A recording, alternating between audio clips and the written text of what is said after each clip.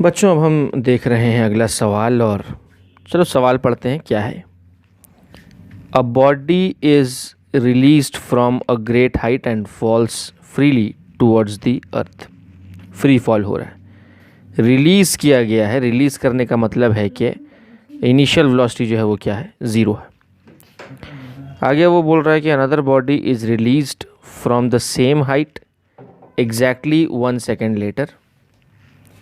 The separation between the two bodies 2 seconds after the release of the second body is, ठीक है। तो basically हो क्या रहा है मैं आपको समझा देता हूँ। तो सपोज़ एक ग्रेट हाइट है, एक पर्टिकुलर हाइट में चूज़ कर लेता हूँ डियर स्टूडेंट्स। इस हाइट से दो बॉडीज़ को रिलीज़ करना है मुझे, ठीक है। तो एक सपोज़ बॉडी, फर्स्ट बॉडी और सेकंड बॉडी बोला उसने। तो suppose this is the first body और सेकंड बॉडी यहाँ चूज़ कर लेता हूँ मैं, this is the second body, ठीक है। तो दोनों बॉडीज़ को रिलीज़ किया गया है सच दैट, यहाँ क्या बोला है, यहाँ उसने बोला है कि भाई another body is release from the same height exactly 1 second later, ठीक है। तो बच्चों ये जो लाइन है यहाँ पे कि another body is released from the same height exactly 1 second later, इसका मतलब क्या है कि दोनों बॉडीज़ में जो टाइम का डिफरेंस है वो 1 second का डिफरेंस है, 1 second का डिफरेंस है दोनों बॉडीज़ के बीच में। अच्छा, क्या यहाँ पे हम रिलेटिव वेलोसिटी का कॉन्सेप्ट लगा सकते हैं? नहीं लगा सकते। क्यों? क्योंकि दोनों बॉडीज़ को एक साथ नहीं रिलीज़ किया गया है, साइमल्टेनियसली प्रोजेक्ट किया जाता तो हम रिलेटिव वेलोसिटी का कॉन्सेप्ट लगा सकते थे। But since they have not been released simultaneously, therefore the concept of relative velocity cannot be applied over here. Okay, तो यहाँ पर हमको जनरल मेथड से सॉल्व करना पड़ेगा। तो आइए देखते हैं आखिरी लाइन पे हम ज़रा सा गौर फरमाते हैं प्यारे बच्चों। आखिरी लाइन जो है वो कह रही है कि the separation between the two bodies 2 seconds after the release of the second body, यानी सेकेंड बॉडी को रिलीज़ किए हुए कितना समय हो चुका है? 2 second हो चुका है। सेकेंड बॉडी को रिलीज़ किए हुए कितना सेकंड हो चुका है? 2 second हो चुका है। तो सेकेंड बॉडी को रिलीज़ किए हुए 2 second हो चुका है। ये जो सेकेंड बॉडी है इसको रिलीज़ किए हुए कितना सेकंड हो चुका है? 2 second। तो अगर सेकेंड बॉडी को रिलीज़ किए हुए 2 second हो चुका है तो फर्स्ट बॉडी को रिलीज़ किए हुए कितना सेकंड हो चुका होगा? क्योंकि 1 second का टाइम डिफरेंस है और पहले फर्स्ट बॉडी को रिलीज़ किया गया है ना, तो फर्स्ट बॉडी को निकले हुए कितने सेकंड हो चुके होंगे? 3 second हो चुके होंगे, क्योंकि फर्स्ट बॉडी को पहले रिलीज़ किया, सेकंड बॉडी को बाद में रिलीज़ किया है। तो अगर सेकंड बॉडी को निकले हुए 2 second हो चुका है तो इसका मतलब है कि फर्स्ट को निकले हुए कितना सेकंड हो चुका होगा? 3 second हो चुका होगा, ठीक है। सेकंड को निकले हुए अगर 4 second हो चुका होता तो इसको निकले हुए 5 second हो चुका होता है, एंड सो ऑन। तो जो भी इसका टी होगा इसका t+1 होगा टाइम, ठीक है। ओके जी। तो अब तो मतलब वो बोल रहा है कि इस टाइम पर यानी इस इंस्टेंट पे, जबकि सेकंड बॉडी को निकले हुए 2 second हो चुका है और फर्स्ट बॉडी को निकले हुए 3 second हो चुका है, तो इस इंस्टेंट ऑफ टाइम पे दोनों बॉडीज़ के बीच में कितना सेपरेशन है? तो सेपरेशन के लिए हमें क्या करना है प्यारे बच्चों? तो ये मैं आपको इस तरह से दिखाता हूँ। तो बेसिकली यहाँ पर ना हमें डिफरेंस चाहिए। तो ये यहाँ से यहाँ तक की जो दूरी है यही इनके बीच का सेपरेशन होगा, जिसको मैं इस तरह से शो कर रहा हूँ। So this is the separation and this is the distance which we have to find out, ठीक है। तो दोनों के डिस्प्लेसमेंट्स को हम आपस में क्या कर सकते हैं? सब्ट्रैक्ट कर सकते हैं, ठीक है। तो पहली वाली बॉडी का डिस्प्लेसमेंट क्या होगा? जैसे ये फर्स्ट बॉडी की अगर हम बात करें तो फर्स्ट बॉडी का डिस्प्लेसमेंट क्या होगा? 3 second में। अभी देखो इसकी भी इनिशियल वेलोसिटी 0 और इसकी भी इनिशियल वेलोसिटी 0, क्योंकि दोनों को रिलीज़ किया है। तो for first body s equal to ut plus half at² लगाएंगे, ut तो 0 हो जाएगा। तो सिंपली होगा for the first body s1 is equal to half at², तो minus half into G into T का स्क्वायर, तो जी इंटू टी का स्क्वायर, ठीक है। तो चलो जी को मैं 9.8 रख देता हूँ यहाँ पे। क्वेश्चन में 10 लेने के लिए नहीं बोला कहीं भी, तो मैं 9.8 रख देता हूँ। 9.8 इंटू टी का स्क्वायर, तो पहले बॉडी को निकले हुए कितना टाइम हो चुका है? 3 second हो चुका है, तो 3 का स्क्वायर रख दिया। अच्छा, ये जो माइनस है किसकी वजह से आया? ये 9.8 की वजह से आया। तो ये डिस्प्लेसमेंट नेगेटिव आ रहा है। बेसिकली दोनों बॉडीज़ का डिस्प्लेसमेंट जो है वो नेगेटिव होगा, ठीक है। अच्छा, लेकिन हमें डिस्प्लेसमेंट का मैग्नीट्यूड चाहिए, ठीक है। मतलब बेसिकली हम क्या करना चाहते हैं कि इसके मैग्नीट्यूड में इसका मैग्नीट्यूड अगर सब्ट्रैक्ट कर देंगे तो हमको इसका मैग्नीट्यूड मिल जाएगा, है ना। तो बात समझ में आ रही है आपको? तो वही हम यहाँ पे करना चाह रहे हैं डिस्टेंस। तो मैग्नीट्यूड अगर लेंगे, टेकिंग ओनली मैग्नीट्यूड, तो हमारा S1 क्या हो जाएगा, हाफ इंटू 9.8 इंटू ये हो जाएगा 9, ठीक है। ये मैग्नीट्यूड लिया मैंने S1 का। सिमिलरली S2 का मैग्नीट्यूड क्या होगा, हाफ 80 स्क्वायर, तो half into G into T का स्क्वायर। तो दूसरे वाली बॉडी के लिए टी तो 2 है, तो 2 का स्क्वायर यानी हाफ इंटू 9.8 इंटू 4 ऐसा आ जाएगा। तो ये आ गया हमारा S2। अब दोनों का मैग्नीट्यूड आ गया, दोनों के मैग्नीट्यूड को हम सब्ट्रैक्ट करते हैं तो हमको ये चीज़ मिल जाएगी। तो basically what we are trying to do is S1 minus S2। Now S1 minus S2 will give us the separation. तो कुछ चीज़ें तो कॉमन निकल जाएंगी, जैसे हाफ कॉमन निकल गया, 9.8 कॉमन निकल गया, और हम सब्ट्रैक्ट कर रहे हैं तो ये क्या हो जाएगा, ये हो जाएगा 9 minus 4 which will give you 5। और इस पूरे को आप जब सॉल्व करेंगे डियर स्टूडेंट्स तो ये अल्टीमेटली आ जाएगा 24.5 metre. The final magnitude, the final separation, it means this separation, ये कितना आ जाएगा 24.5। यानी which option is correct option, option D is the correct option, ठीक है। तो उम्मीद है डियर स्टूडेंट्स कि आपको ये बात समझ में आ गई होगी। मैं चाहूँगा कि पॉज करके आप ये कॉपी डाउन कर लें। उसके बाद बढ़ते हैं हम अपने अगले सवाल की तरफ, ठीक है। तो उम्मीद है आपने ये कॉपी कर लिया होगा। आइए देखते हैं हम अपना अगला सवाल। अब इस सवाल में क्या हो रहा है, a ball is dropped from the top of a tower 100 metre high, ठीक है। तो उसने बोला है कि simultaneously another ball was thrown upward from the bottom of the tower with a speed of इतना, एंड G10 लेने के लिए बोला है, and they will cross each other after what time, ठीक है। मीटिंग टाइम निकालना है बेसिकली कि after what time will they meet each other, है ना। Will they cross each other मतलब will they meet each other, एक ही बात है। तो यहाँ पर क्या हम रिलेटिव वेलोसिटी का कॉन्सेप्ट लगा सकते हैं? हाँ, लगा सकते हैं। क्यों?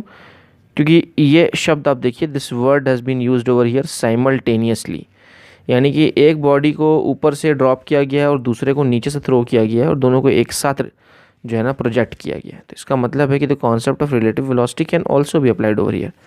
सो I will try to solve this problem by using 2 methods just as I have been doing till now.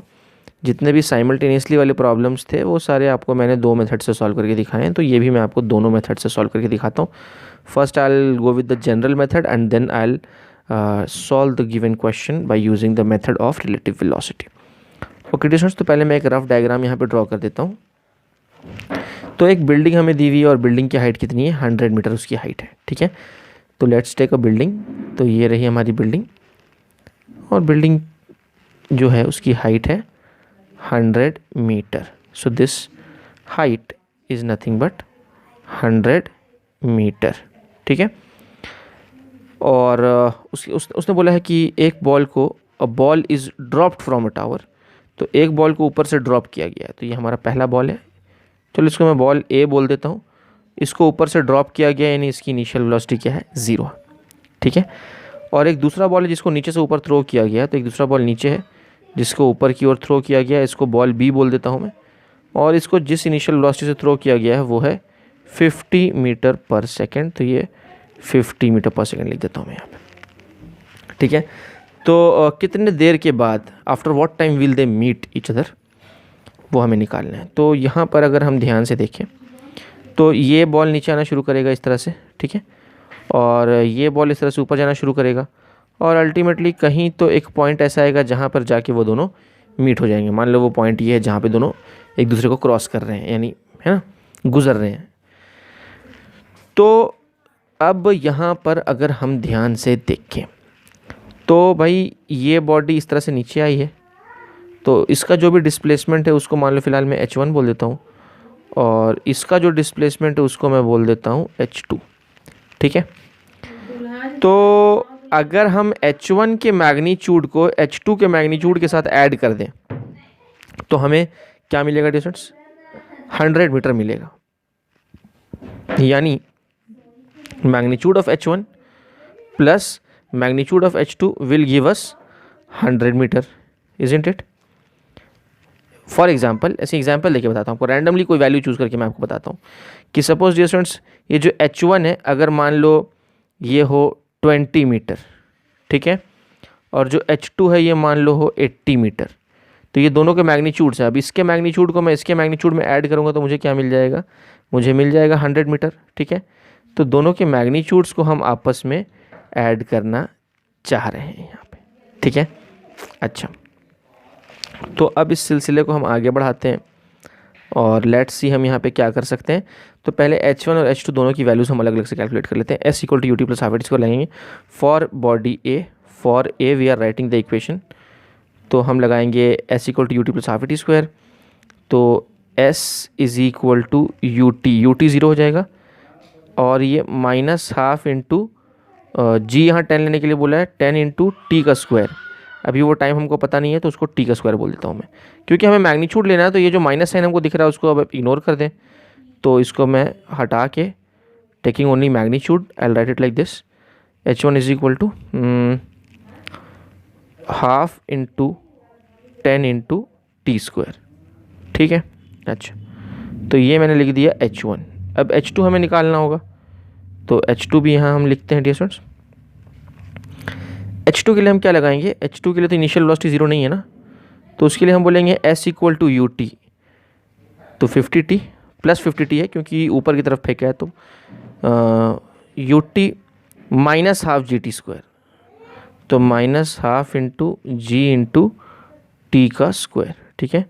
ये हमारा हो गया डियर स्टूडेंट्स h2 का मैग्नीट्यूड, ठीक है। देखो h2 को आप वेक्टर फॉर्म में लिखोगे तो भी उसका साइन पॉजिटिव ही आएगा, क्योंकि बेसिकली h2 ऊपर की तरफ है ना, तो h2 को वेक्टर फॉर्म में लिखोगे तो भी उसका साइन पॉजिटिव आएगा और मैग्नीट्यूड लोगे तो भी पॉजिटिव होगा, तो इसलिए घुमा फिरा के ना एक ही बात आनी है, इसीलिए यहाँ पर कोई टेंशन की ज़रूरत नहीं है, इस इक्वेशन को एज इट इज़ छोड़ दो, ठीक है। तो इसको मैं बोल देता हूँ इक्वेशन नंबर, इसको बोलता हूँ इक्वेशन नंबर 1, इसको बोलता हूँ इक्वेशन नंबर 2 और इसको मैं बोल देता हूँ इक्वेशन नंबर 3, ठीक है। बहुत अच्छी बात है। और अब हम क्या कर सकते हैं, सिंपली हमें h1 प्लस h2 करना है, लेकिन उसके पहले मैं एक बात आपको बता दूं। आप देखें डिस्टेंस ध्यान से एक चीज़ कि इक्वेशन नंबर 1 और इक्वेशन नंबर 2 नहीं, इक्वेशन नंबर 2 और इक्वेशन नंबर 3 इन दोनों में मैंने t लिया है, टाइम t ही लिया है, यानी h1 डिस्प्लेसमेंट के लिए जितना टाइम लग रहा है t, उतना ही टाइम h2 डिस्प्लेसमेंट के लिए भी लग रहा है ना। यानी जितने देर में ये बॉडी यहाँ से यहाँ पहुँची उतने देर में वो बॉडी वहाँ से यहाँ पहुँची, तो such that this time is equal to this time, तो दोनों के लिए टाइम क्या है डियर स्टूडेंट्स, सेम है, ठीक है। इसीलिए मैंने इस इक्वेशन और इस इक्वेशन दोनों में टाइम t ही लिया है, t1 t2 नहीं लिया, t ही लिया है, ठीक है।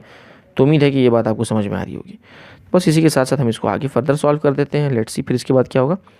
Putting 2 and 3 in equation number 1, तो h1 plus h2 is equal to 100, तो हम बस पुट कर देते हैं, तो ये हो जाएगा half into 10 into T square, ये h1 है, प्लस h2 क्या है 50t minus half into 10 into T square, so this is h1 plus h2 which is equal to 100। अब देखो ये पूरा टर्म कैंसिल आ जाएगा, 50t इज इक्वल टू 100, तो t इज इक्वल टू आ जाएगा 2 second. This is our answer. इतने time के बाद दोनों एक दूसरे को क्रॉस करेंगे, ठीक है डिस्टेंस। तो मुझे उम्मीद है कि ये मेथड 1 आपको समझ में आ गया होगा। मैं चाहूँगा कि आप यहाँ कहीं तो मेथड 1 बोल के लिख लें इस तरह से, मेथड 1, ठीक है। तो डिस्टेंस आप इसको कॉपी कर लें अच्छे से पॉज करके, उसके बाद मैं आपको मेथड 2 बताता हूँ कि मेथड 2 के थ्रू हम इसको कैसे सॉल्व कर सकते हैं। तो पहले आप ये कॉपी कर लें, मैं थोड़ा सा टाइम देता हूँ।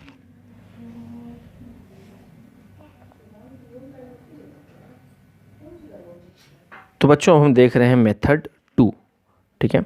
तो यहाँ मैं लिख देता हूँ मेथड 2, और ये मेथड है एक्चुअली रिलेटिव वेलोसिटी वाला मेथड है, तो मेथड 2 बोल के मैं यहाँ लिख देता हूँ। यहाँ टावर आपको दिख रहा है, टावर की हाइट कितनी है 100 मीटर है, और हमने एक बॉडी है जिसका हमने नाम ए दिया है, इसको रिलीज़ किया है फ्रॉम रेस्ट, तो इसका यू क्या हो जाएगा 0 हो जाएगा। और दूसरी बॉडी बी है जिसको नीचे से ऊपर की ओर थ्रो किया है, और इसकी इनिशियल वेलोसिटी जो है वो 50 मीटर पर सेकेंड है, ठीक है। बहुत अच्छी बात है।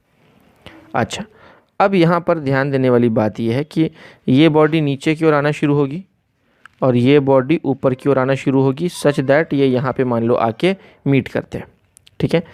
तो ये कितने से नीचे आएगा, ये मान लो नीचे आया x से, ठीक है। तो ये कितने से ऊपर पहुँचेगा डियर स्टूडेंट्स, इसका जो डिस्प्लेसमेंट का मैग्नीट्यूड है वो क्या होगा 100 माइनस एक्स। तो जैसे सपोज ये 20 है तो ये क्या होगा 80 होगा, ठीक है। तो इस तरह की बात है। तो दोनों का मैग्नीट्यूड ले रहा हूँ मैं, इसका मैग्नीट्यूड x तो इसका मैग्नीट्यूड 100 माइनस एक्स, ये डिस्टेंस है, डिस्टेंस कवर्ड, ठीक है। उतने ही टाइम में ये इतना नीचे आएगा और उतने ही टाइम में ये इतना ऊपर जाएगा डियर स्टूडेंट्स, ठीक है। अच्छा, तो यहाँ पर मैं रिलेटिव वेलोसिटी मेथड लगा रहा हूँ क्योंकि दोनों को साइमल्टेनियसली प्रोजेक्ट किया गया है। जैसे ही ए को रिलीज़ किया वैसे ही बी को फेंका, है ना, एक साथ। तो अभी हमें पता है कि s is equal to U T plus half A T square, ये हमें पता है s is equal to U T plus half A T square. तो अब इसको रिलेटिव में लगाएंगे, यानी displacement of A with respect to B, initial velocity of A with respect to B and this is acceleration of A with respect to B. इस तरह से हम इसको अप्लाई करेंगे। तो अब यहाँ पे displacement of A with respect to B क्या होगा, displacement of A with respect to ground minus displacement of B with respect to ground is equal to initial velocity of A with respect to ground minus initial velocity of B with respect to ground into time T plus half into acceleration of A with respect to ground minus acceleration of B with respect to ground into time का square, ठीक है। इस तरह की बात हो जाएगी यहाँ पे डियर स्टूडेंट्स, ठीक है ना। तो अब इसके बाद हम इसको फर्दर कैसे सॉल्व कर सकते हैं वो देखते हैं। तो यहाँ पर बस वैल्यूज़ को हमें ध्यान से पुटअप करना है, ठीक है। तो ये आप देखिए distance displacement of A with respect to B, यानी displacement of A with respect to ground minus displacement of B with respect to ground. What is displacement of A with respect to ground, तो ये displacement of A with respect to ground है जिसको हम बोलेंगे minus x, नीचे की ओर है इसलिए माइनस एक्स बोलेंगे, है ना। This minus X minus displacement of B with respect to ground, तो बी का ग्राउंड के रिस्पेक्ट में ये डिस्प्लेसमेंट और वो पॉजिटिव है तो प्लस 100 माइनस एक्स। तो इसको मैं लिखता हूँ सिंपली 100 माइनस एक्स, ठीक है। तो ये ए का डिस्प्लेसमेंट ग्राउंड के रिस्पेक्ट में, ये बी का डिस्प्लेसमेंट ग्राउंड के रिस्पेक्ट में, ठीक है, इज इक्वल टू अब ये हम देख रहे हैं initial velocity of A with respect to ground which is 0 minus initial velocity of B with respect to ground which is nothing but plus 50। तो यहाँ सिंपली 50 दे देता हूँ, प्लस माइनस माइनस हो जाएगा और इनटू टी, ठीक है। अच्छा, अब एक ध्यान देने वाली बात यह है कि acceleration of A with respect to B क्या होगा, यानी acceleration of A with respect to ground और acceleration of B with respect to ground दोनों भी क्या है, दोनों भी स्मॉल जी हैं और दोनों की दिशा सेम है, तो ये दोनों अल्टीमेटली सब्ट्रैक्ट होकर 0 हो जाएंगे डियर स्टूडेंट्स। तो ये पूरा का पूरा टर्म क्या हो जाएगा 0 हो जाएगा, है ना। आपको उम्मीद है बात समझ में आ रही हो। अभी ये भी -10 है और ये भी -10 है, तो आप रख के देख लीजिए -10 माइनस -10 इस तरह से होगा -10 माइनस -10। समझ आ रही है बात आपको, ये देखिए ऐसा। तो ये ए का एक्सेलरेशन ग्राउंड के रिस्पेक्ट में और ये बी का एक्सेलरेशन ग्राउंड के रिस्पेक्ट में, और जब आप इसको सॉल्व करेंगे तो ये अल्टीमेटली 0 हो जाएगा, ठीक है। यानी रिलेटिव एक्सेलरेशन 0 है। वैसे ही मैंने आपको बताया था कि बॉडी को ऊपर फेंकें, नीचे फेंकें, ड्रॉप करें, इन सभी केसेस में सभी बॉडीज़ का जो एक्सेलरेशन है वो स्मॉल जी होगा नीचे की दिशा में, और जब दो वेक्टर्स एक ही दिशा में हो और उनका मैग्नीट्यूड भी सेम हो तो उनका रिलेटिव जो वैल्यू होती है वो 0 हो जाती है क्योंकि वो सब्ट्रैक्ट हो जाते हैं आपस में, ठीक है। ये सब बेसिक बातें मैं आपको ऑलरेडी बता चुका हूँ, ठीक है। उम्मीद है ये आप समझ गए होंगे। तो इसीलिए यहाँ पर जो है ना ये इसको +0 लिख देता हूँ मैं, ठीक है। ये एक्चुअली ये 0 हो गया तो वही मैंने 0 लिख दिया वहाँ पे। अब इसको फर्दर सॉल्व करते हैं तो ये क्या हो जाएगा, ये हो जाएगा -x और ये माइनस अंदर जाएगा इन दोनों के पास और ये हो जाएगा -100 और ये हो जाएगा +x is equal to -50t। अब देखिए ये +x -x कैंसिल आउट हो जाएगा, ये -100 इज इक्वल टू -50t और ये माइनस माइनस कैंसिल आउट हो जाएगा और यहाँ से t आ जाएगा 2 second. This is our answer, ठीक है। तो उम्मीद है कि ये बात आपको समझ में आ गई किस तरह से हमने इसको सॉल्व किया है। तो देखा स्टूडेंट्स, ये है रिलेटिव वेलोसिटी मेथड, और ये जो पिछला मेथड हमने देखा था ये तो जनरल मेथड था, ठीक है। दोनों बॉडीज़ के लिए इक्वेशन अलग अलग लिखे थे, ए के लिए अलग इक्वेशन लिखा, ठीक है। और यहाँ पर हमने फॉर बी, ये बी के लिए था ना, ये मैं लिखना भूल गया था यहाँ पे, तो बी के लिए हमने अलग इक्वेशन लिखा, ए के लिए हमने अलग इक्वेशन लिखा और फिर दोनों इक्वेशंस को हमने सॉल्व किया इक्वेट करके, मतलब इस तरह से इस वाले इक्वेशन को पुटअप करके उसको सॉल्व किया और हमें जो है फाइनल आंसर मिला, ठीक है। और या नहीं तो यहाँ दोनों के लिए अलग अलग लिखो इक्वेशंस, या नहीं तो दोनों का एक साथ लिख लो इक्वेशन, रिलेटिव वेलोसिटी वाले इक्वेशन में एक साथ दोनों की वैल्यूज़ को पुट करना है साइन के साथ, तो यहाँ पर सॉल्व करके हमको आंसर मिल गया। तो मुझे उम्मीद है कि ये दोनों मेथड आपको समझ में आ गए होंगे। दोनों में से जो भी मेथड आपको अच्छा लगता हो वो आप सॉल्व करने के लिए यूज़ कर सकते हैं।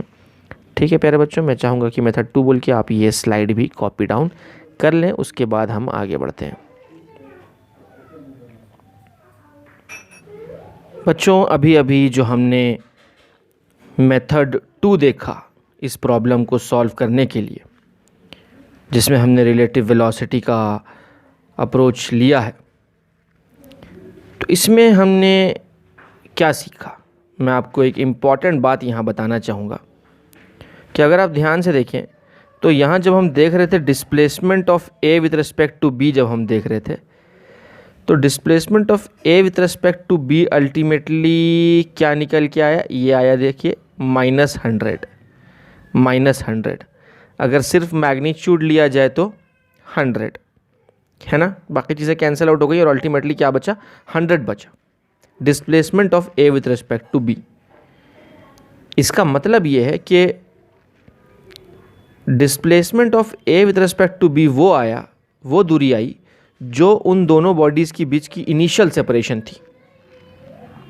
ये 100 बेसिकली क्या है, this 100 is nothing but the initial separation between the two bodies. ये दो बॉडीज़ हैं ए और बी, और इनके बीच का जो इनिशियल सेपरेशन है वो 100 है। यानी पता ये चला कि जब भी हम रिलेटिव मोशन की बात करते हैं तो displacement of A with respect to B की जब हम बात करेंगे, या B with respect displacement of B with respect to A बोलो या A with respect to B बोलो, दोनों का मैग्नीट्यूड जो है वो उतना ही आएगा जितना कि दोनों के बीच का इनिशियल सेपरेशन है। ठीक है, तो इस बात को आपको ध्यान में रखना है, ये हमें सीखने को यहाँ मिला।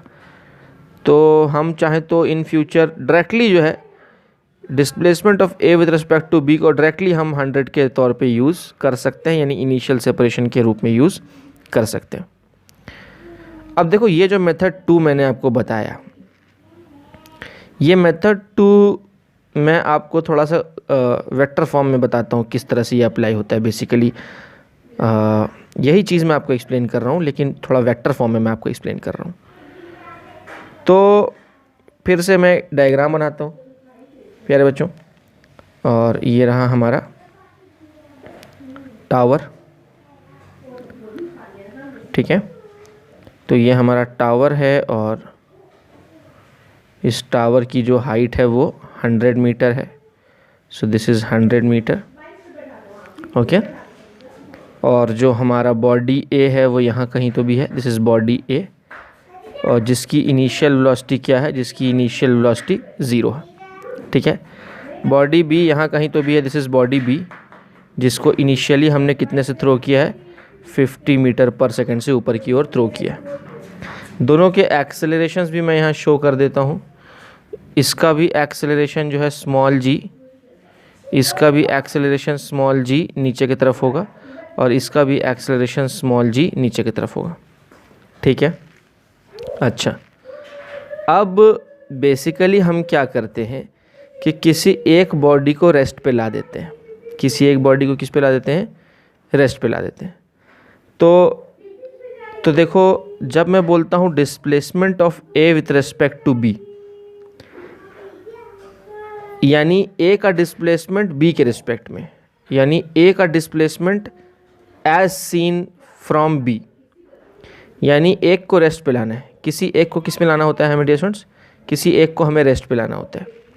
तो उसके लिए मैं क्या कर रहा हूँ दिखाता हूँ मैं आपको। तो देखिए डियर स्टूडेंट्स, यहाँ पर मैं इस बॉडी को ना नीचे मैं 50 दे देता हूँ, 50 मीटर पर सेकेंड। ठीक है, तो ये मैंने इसकी इनिशियल वेलोसिटी को 0 कर दिया, इसको नीचे 50 दिया, तो इसको भी नीचे मुझे क्या देना होगा, 50 देना होगा,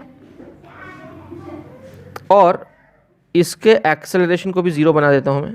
तो इसको ऊपर स्मॉल जी दिया, तो इसको भी ऊपर स्मॉल जी देना होगा। ठीक है, तो इससे ये हुआ कि ये बॉडी जो है बॉडी बी, ये कम्प्लीटली रेस्ट पे आ गई।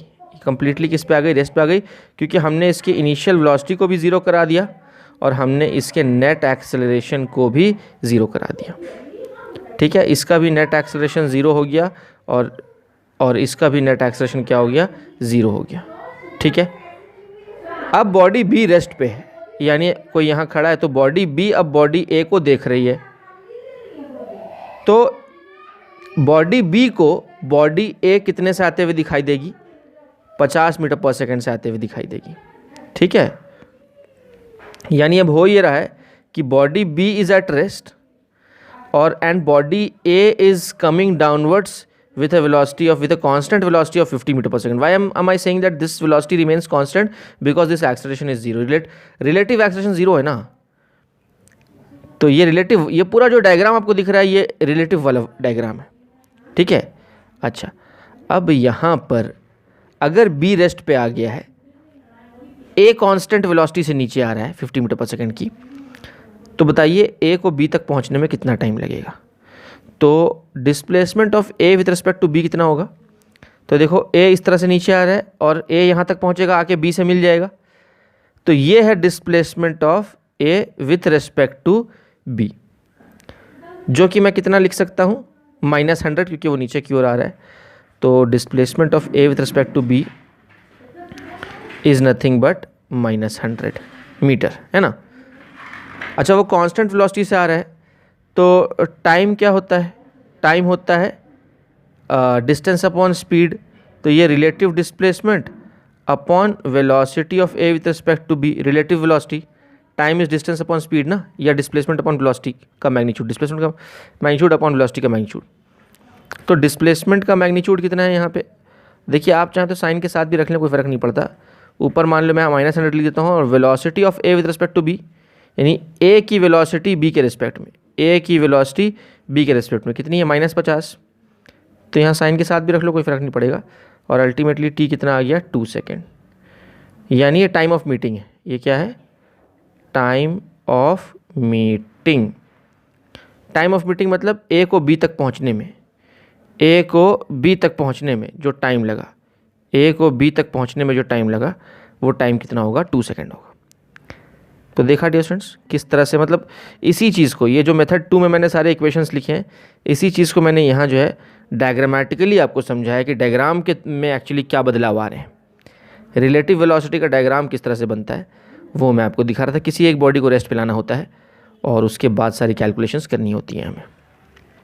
ठीक है, तो इस तरह की बात थी डियर स्टूडेंट्स। मुझे उम्मीद है कि ये पूरी की पूरी बात आपको समझ में आ गई होगी। हम कुछ और प्रॉब्लम्स भी लेंगे, क्योंकि देखो प्रॉब्लम्स के थ्रू ही कॉन्सेप्ट समझ में आता है। जितने ज़्यादा वैरायटी ऑफ प्रॉब्लम्स हम लेंगे ना, उतना कॉन्सेप्ट हमारा क्लियर होता जाएगा कि किस तरह से कॉन्सेप्ट को अप्लाई करना होता है। ठीक है, तो मुझे उम्मीद है कि ये जो डायग्रामेटिक एनालिसिस हमने किया है ये भी आपको समझ में आया होगा। बेसिकली ये भी मेथड 2 का ही पार्ट है। This can also be called as method 2 only, लेकिन ये मेथड 2 का डायग्रामेटिकल एनालिसिस है या वेक्टर फॉर्म का एनालिसिस। ये सारे वेक्टर्स दिखाए मैंने। ये देखिए नीचे में जो मैंने 50 दिया है, ये वेक्टर एरो के साथ दिया है ना, तो ये इसका मैग्नीट्यूड है और ये इसकी डायरेक्शन है। ठीक है, और ये मैग्नीट्यूड डायरेक्शन, ये सारे वेक्टर्स एडिशन हो रहे हैं, वेक्टर एडिशन, वेक्टर सब्ट्रैक्शन, ये सब हो रहा है यहाँ पे। ठीक है, तो मुझे उम्मीद है कि पूरी बात आपको समझ में आ गई कि बिना समय गवाए मैं चाहूँगा कि आप ये पॉज करके कॉपी कर लें।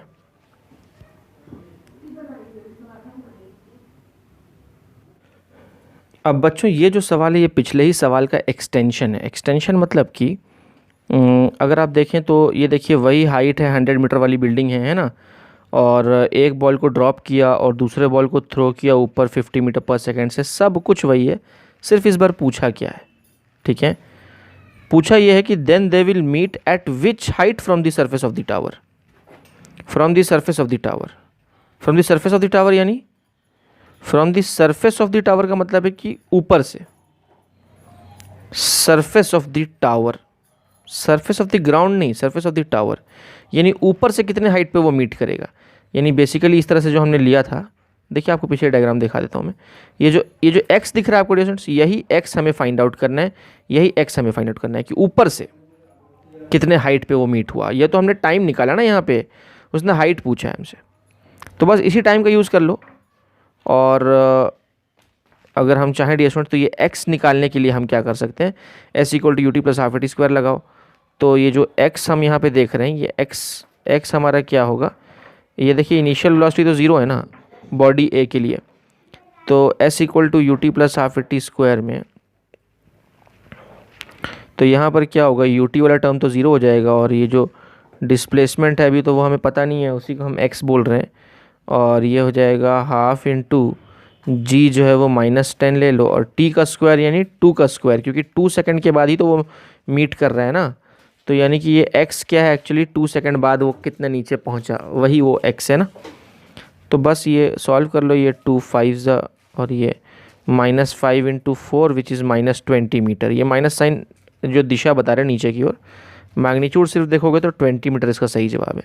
यानी टावर के टॉप से वो बॉडी 20 मीटर नीचे आ चुकी होगी, यानी ऊपर वाली बॉडी जो है ना वो 20 मीटर नीचे आ चुकी होगी, ये 20 मीटर नीचे आ चुकी होगी, तो नीचे वाली कितने ऊपर जा चुकी होगी, 80 मीटर जा चुकी होगी। क्यों? क्योंकि टावर की टोटल हाइट तो 100 मीटर है ना, तो ये बात है। तो नीचे से 80 मीटर और ऊपर से 20 मीटर आने पे वहाँ पे मीटिंग हो रही है, वहाँ पे मीटिंग हो रही है, ठीक है। So that's the distance. तो यहाँ पे हम टाइम भी निकाल सकते हैं कि time after which the bodies are meeting, वो टाइम भी हम निकाल सकते हैं, और उसी टाइम का यूज़ करके किसी एक बॉडी के लिए इक्वेशन लिखो, किसी एक बॉडी के लिए इक्वेशन लिखो, और फिर वहाँ से हम जो है वो डिस्टेंस भी निकाल सकते हैं कि कितना डिस्टेंस ट्रैवल करने के बाद मीटिंग हुई, कितने टाइम के बाद मीटिंग हुई, वो भी हम निकाल सकते हैं किसी भी एक मेथड से।